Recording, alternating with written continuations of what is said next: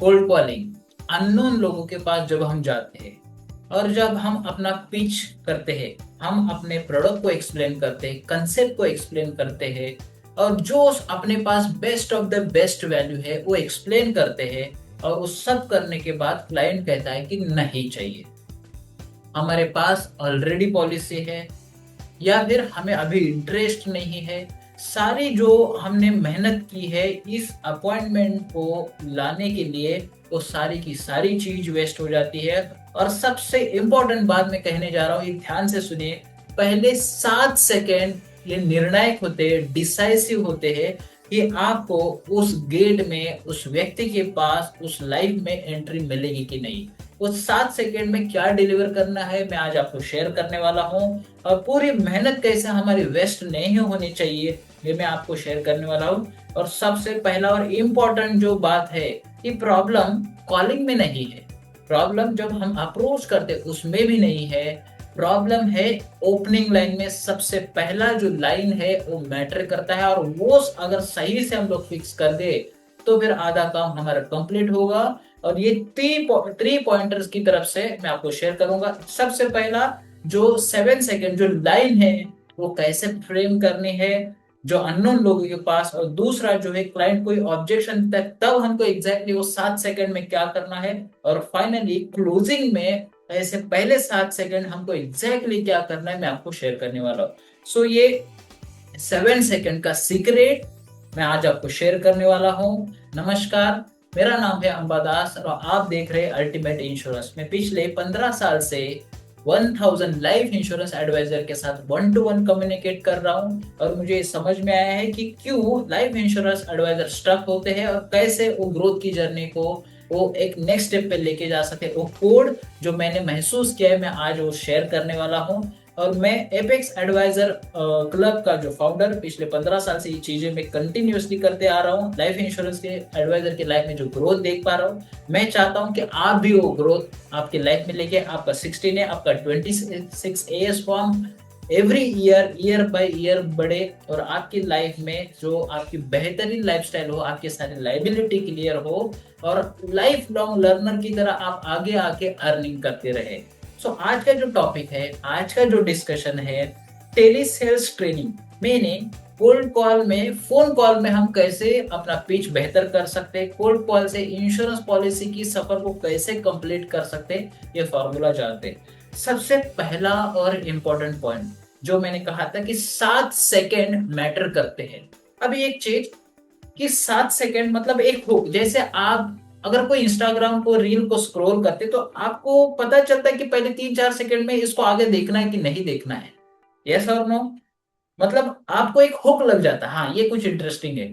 वैसे ही जब हम क्लाइंट को कुछ बातें करते हैं तो क्लाइंट को समझ में आता है कि इनसे बात करना है कि नहीं करना है। वो इंट्यूटिव सिग्नल, तो सबकॉन्शियस माइंड एक ऐसा सिग्नल देता है कि इनसे बात करना है कि नहीं करना है।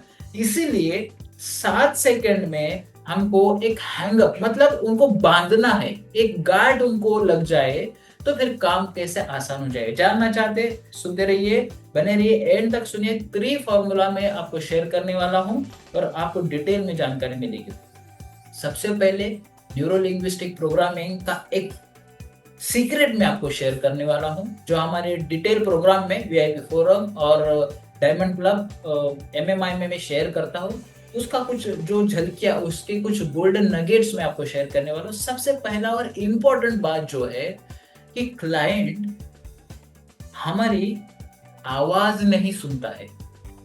लेट मी रिपीट, आपकी आवाज नहीं सुनता है, क्लाइंट आपके शब्द सुनता है। वर्ड्स, वर्ड्स मैटर करते हैं। वो वर्ड्स क्या सुनता है, हम लोग कैसे प्रेजेंट करते हैं, सर मैं एलआईसी से बोल रहा हूं या बोल रही हूं, क्लाइंट ने फोन रख दिया या कट कर दिया, आप कौन है, कैसे मिल गया नंबर, इस तरह से बातें होती।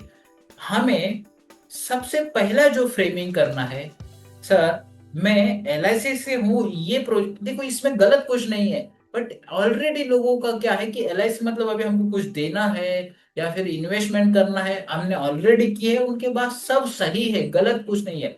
हमको सबसे पहला जो स्टेटमेंट करना है, सर मैंने आपको कुछ बेचने के लिए कॉल नहीं किया है, आप सोचिए कि आपको पहला स्टेटमेंट आता है, सर मैंने आपको कुछ बेचने के लिए नहीं कॉल किया है, क्या आप मेरी बात ध्यान से अगले 30 सेकंड सुन सकते हैं, मैं कुछ बेहतरीन बातें आपको शेयर करने वाला हूँ।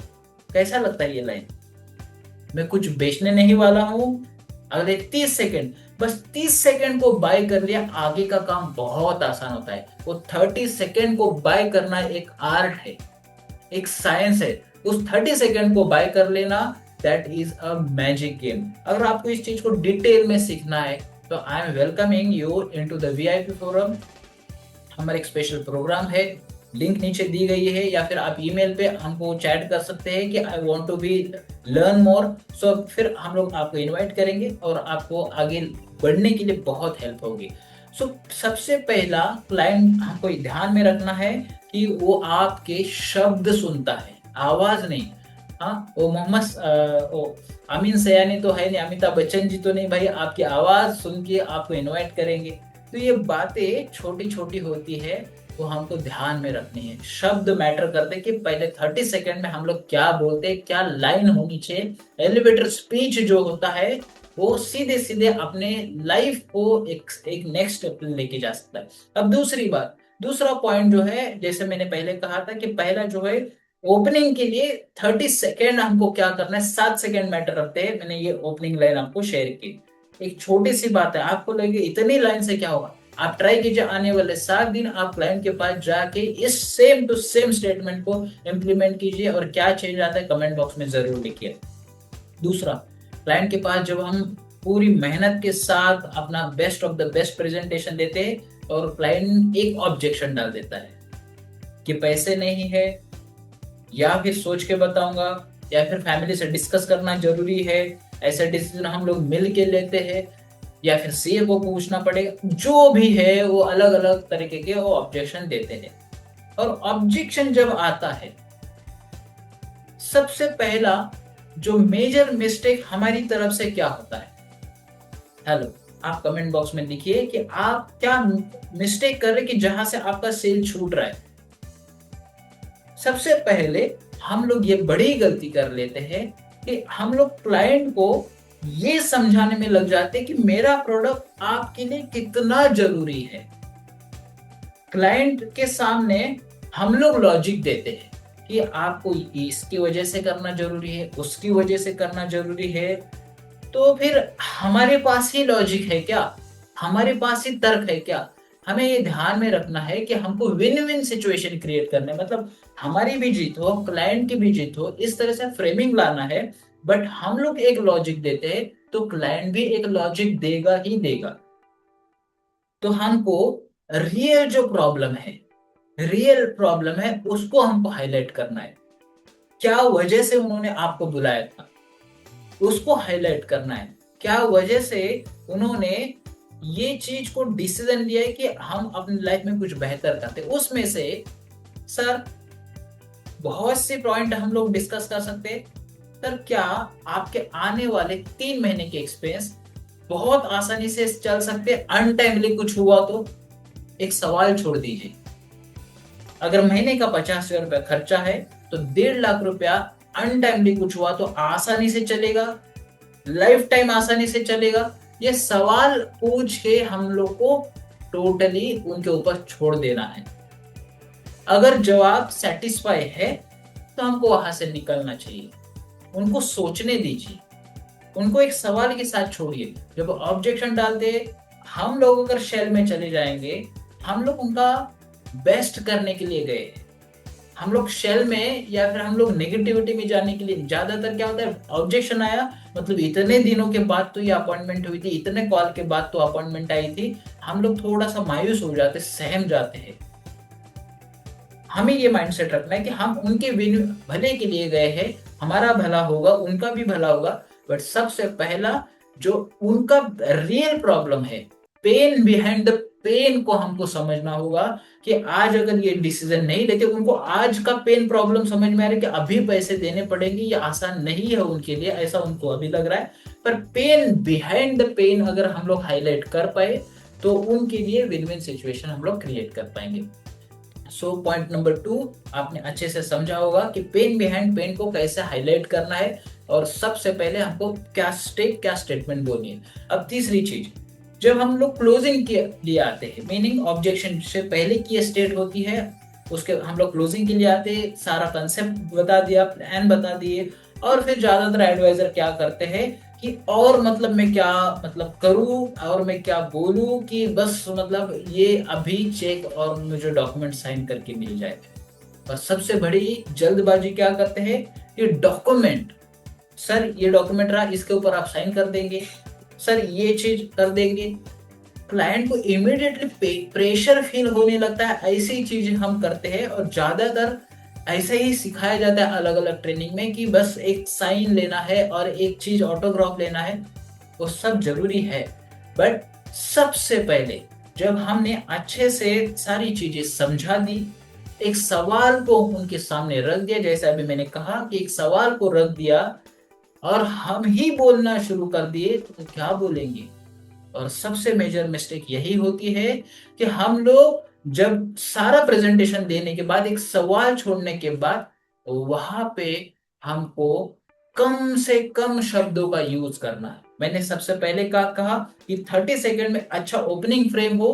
अब यहाँ कम से कम फ्रेम, वो जो शब्द बोल रहे उसको सही से दोहराइए, रिपीट कीजिए। एनएलपी का ये स्टेटमेंट है। वो कहते हैं सर पैसा नहीं है, ओके सर पैसा नहीं है, क्यों नहीं है। ओके सर अभी नहीं करना चाहते, सर अभी क्यों नहीं करना चाहते।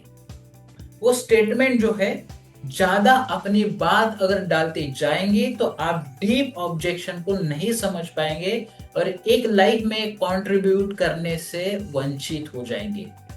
क्योंकि आज हम जो जिस प्रोफेशन में है, सिर्फ लाइफ इंश्योरेंस मतलब सेलिंग के प्रोफेशन में नहीं है, हम लोग एक लाइफ में कंट्रीब्यूट करने के प्रोफेशन में। हमें नहीं पता है कि किस लाइफ के साथ क्या होने वाला है, ना उनको पता है ना हमें पता है।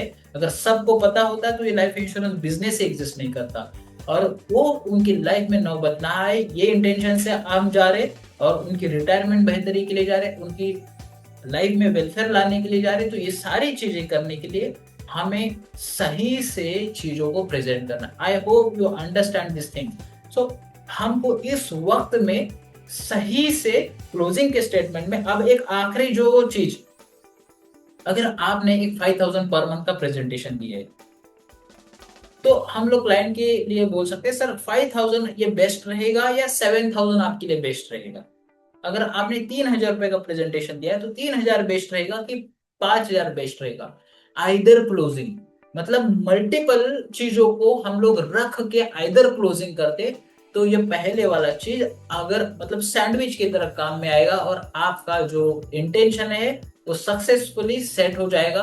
क्योंकि हम लोग विन विन सिचुएशन क्रिएट करने के लिए जा रहे हैं। मैं बार बार विन विन सिचुएशन इसलिए कहता हूँ कि जब हम लोग सेल के मकसद से जाएंगे तो क्लाइंट ये भाप लेगा। हम लोग जब विन विन सिचुएशन की क्लाइंट के लाइफ में रियली कंट्रीब्यूट करने के लिए जाते तो आप अपने भाव भाषा, अपनी बॉडी लैंग्वेज, हमारे चेहरे का एक्सप्रेशन सब कुछ उसी की तरह से होता है। सो ये चीज हमको ध्यान में रखना है कि हम क्लाइंट के लाइफ में कंट्रीब्यूट करने के लिए जा रहे हैं और बाय प्रोडक्ट तो हम अपनी उपजीविका, हमारी लाइफस्टाइल उससे हम लोग अपग्रेड कर पाएंगे। तो ये तीन पॉइंट मैंने बताया। आपको कौन सा बेहतर लगा? 7 सेकंड पहले, बीच में जो पॉइंट नंबर 2 का 7 सेकंड, कैसे हम लोग किस तरह से क्लोजिंग करें और ऑब्जेक्शन हैंडलिंग के लिए कैसे हम लोग को फ्रेमिंग करना है। आपको इन चीजों से ये टॉपिक से आपको क्या अंडरस्टैंडिंग मिले प्लीज चैट बॉक्स में लिखिए। आप जब लिखते हैं तो मुझे और आने वाले वीडियो बेहतर करने के लिए हेल्प मिलेगी और मैं आपके लिए अच्छा प्रेजेंटेशन, अच्छा और कंसेप्ट क्लैरिटी लेके आऊंगा। सो आज के लिए बस यहाँ रुकते हैं, फिर मिलते हैं अगले वीडियो में। अभी के लिए नमस्कार, बाय बाय। अभी तक सब्सक्राइब और या लाइक नहीं किया है तो प्लीज कीजिए। मिलते हैं अगले वीडियो में।